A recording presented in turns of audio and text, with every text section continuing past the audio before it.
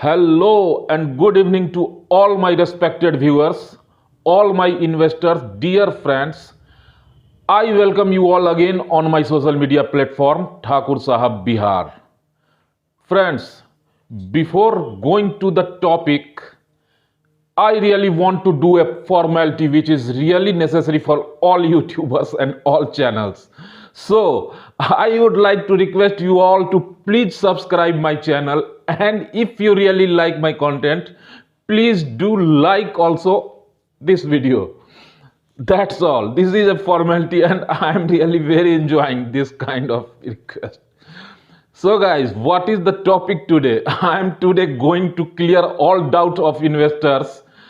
Actually, all doubts which came on my comment section in my previous video. So guys, today मैं आज आपके उन सभी सवालों का जवाब देना चाहता हूं जो मेरी पिछली वीडियो पर आपने मेरे कमेंट सेक्शन में भेजे थे। तो दोस्तों, सभी कमेंट्स को तो नहीं लिया जा सकता, बट कुछ कमेंट्स जो मुझे इंपॉर्टेंट लगे और जिनका जवाब मैं देना चाहूँगा वो मैं ज़रूर दूंगा।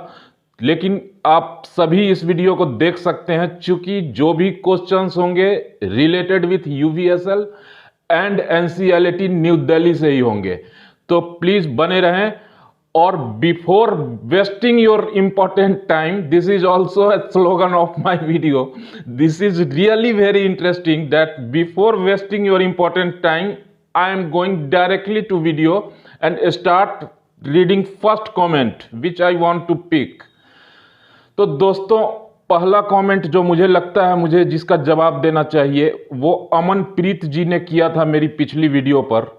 उसमें उन्होंने लिखा है कि भाई रिलिस्ट होल्ड क्यों कराना है, हम रिलिस्ट के लिए लड़ रहे हैं और रिलिस्ट होल्ड कराना चाहते हो तुम लोग, ये सब क्या है।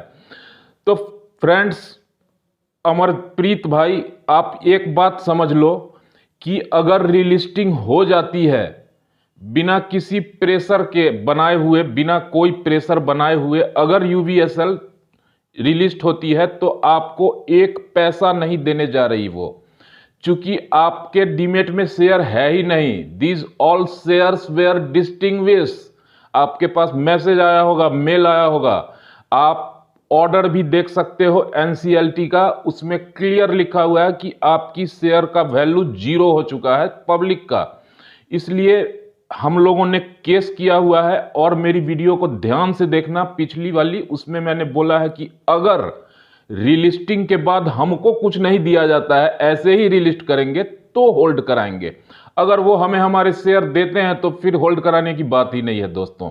और ये लड़ाई ही हो रही है, इसीलिए अगर कुछ मिलता है तो सिर्फ और सिर्फ इस केस के प्रेशर की वजह से मिलेगा, अदरवाइज नो चांस। ऐसे डिलिस्टिंग 2500-3000 हो चुके हैं। मैंने मेरे शेयर मार्केट के कैरियर में अभी तक देखा है कि 2 दर्जन से अधिक कंपनी डिलिस्ट हो चुके हैं without giving anything to their public shareholders. तो बढ़ते हैं अगले कमेंट्स की ओर। इसमें बालाचंद्र राव साहब हैं, इन्होंने थैंक्स गिविंग की है। थैंक्स बाला साहब, बने रहिए हमारे साथ, जरूर मिलेगा। हमने पूरा प्रयास किया है, आप लोग सिर्फ सोशल मीडिया पर कैंपेनिंग में हेल्प करते रहें, नंबर ऑफ ट्वीट्स बढ़ने चाहिए हमारे। अगला कमेंट्स मैं लेना चाहूंगा यशवंत घूगे जी का। Ghuge, yes, I think Marathi नाम है। इन्होंने लिखा है, सर आपकी वीडियो की गरिमा बनाए रखें, स्टैंडर्ड कम मत करो किसी का भी रेफरेंस देके। तो यशवंत साहब, थैंक यू, बहुत वैल्यूएबल एडवाइस और इम्पोर्टेंट एडवाइस है और मुझे अच्छा लगा कि आप लोग केयर कर रहे हैं हमारी। यशवंत साहब, मैंने किसी का नाम नहीं लिया अपनी वीडियो में, ना ही मैंने किसी चैनल का रेफरेंस दिया है, लेकिन बुरा इसलिए लगा कि बिना किसी जानकारी के लोग आरोप लगा देते हैं कि भाई क्यों दे रहे हो अपनी शेयर का डिटेल किसी को मांगने पर, वो तुम्हारा शेयर फ्रॉड कर सकते हैं। ऐसा कुछ नहीं हो सकता है। मैंने क्लियर किया ही था कि विदाउट आपके सर्विस प्रोवाइडर जो हैं डीमेट के, जब तक वो आपसे कंफर्मेशन नहीं लेंगे आपके डीमेट से कोई शेयर ट्रांसफर नहीं हो सकता है। और ये एक एक्चुअल बात है कि आपके डीमेट में यूबीएसएल के शेयर तो हैं ही नहीं, तो लेगा कौन। तो थोड़ा सा गुस्सा आ गया था, इसलिए मैंने बिना नाम लिए हुए उनको इशारे में बोला कि भाई तुम अपना काम करो, मैं अपना काम करूंगा, हम लोग क्यों बेईमानी करने जाएं किसी के शेयर्स को। और मैं बेईमानी क्या करूंगा यार, मैं तो सामने बैठा रहता हूं, वीडियो के चेहरा दिखाता हूं, नाम बताता हूं, प्रोफेशन बताता हूं, घर बताता हूं।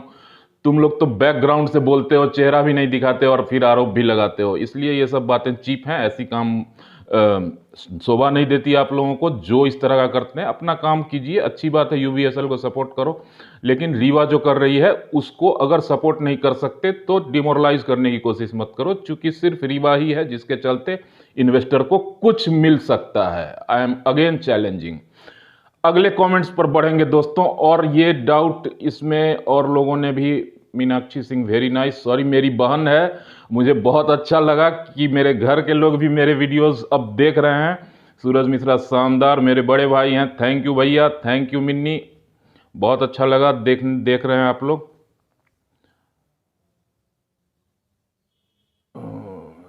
Just hold, I am selecting. Hakim Kadani sahab, sure Deepak ji, we support you and we are always with you, thank you Hakim sahab. Ashutosh Sonkar, रुचि सोया भी डिलिस्ट हुआ था, उस केस के बारे में जानकारी लें, उससे हेल्प लें। आशुतोष जी, रुचि सोया डिलिस्ट नहीं हुआ था, आपको जानकारी के लिए बता दूं, रुचि सोया सस्पेंडेड था। कोई भी ऐसा ऑर्डर लेटर आप दिखा दें जिसमें रुचि सोया के डिलिस्ट होने की बात थी। रुचि सोया पहले से ही बता करके स्टॉक मार्केट से हटाया गया था, उसके स्टॉक को कैपिटल रिडक्शन का ऑर्डर आया था उसमें, वो कभी भी डिलिस्ट नहीं हुआ था, वो सिर्फ सस्पेंड किया गया था ट्रेडिंग। और 1 महीने 1.5 महीने के अंदर फिर से बाबा रामदेव ने जब उसको एक्वायर किया तो वो वापस ट्रेडिंग पर आ गया था। उसमें बहुत सारे शेयर्स गायब कर दिए गए थे इन्वेस्टर के, बहुत लॉस हुआ था। खैर, रुचि सोया से हमारे केस का कोई मतलब नहीं बनता, दोनों अलग अलग मैटर्स हैं। हमारे केस में हमारा कैपिटल 0 कर दिया गया है और इसका ऑर्डर एनसीएलटी ने दिया है, ये कानूनी रूप से हमारे शेयर को 0 करवा दी है मैनेजमेंट ने, इसलिए हमारे केस लड़ना पड़ रहा है हमें। तो अगला कमेंट्स लेना चाहूँगा। ये लक्ष्य अग्रवाल साहब कह रहे हैं, आपने वीडियो में कहा कि रिलिस्ट हुआ तो हम कोर्ट से होल्ड करवा देंगे, समझ में नहीं आता आप लोग रिलिस्ट के लिए केस लड़ रहे हो या पब्लिक के साथ बेईमानी कर रहे हो। तो दोस्त लक्ष्य भाई, मैंने पहले भी क्लियर कर दिया है कि रिलिस्ट होगी और हमें मिलेगा तो हम लोग होल्ड के लिए क्यों अपील करेंगे, लेकिन अगर कुछ नहीं मिला तब होल्ड करवाएंगे। Now clear I think.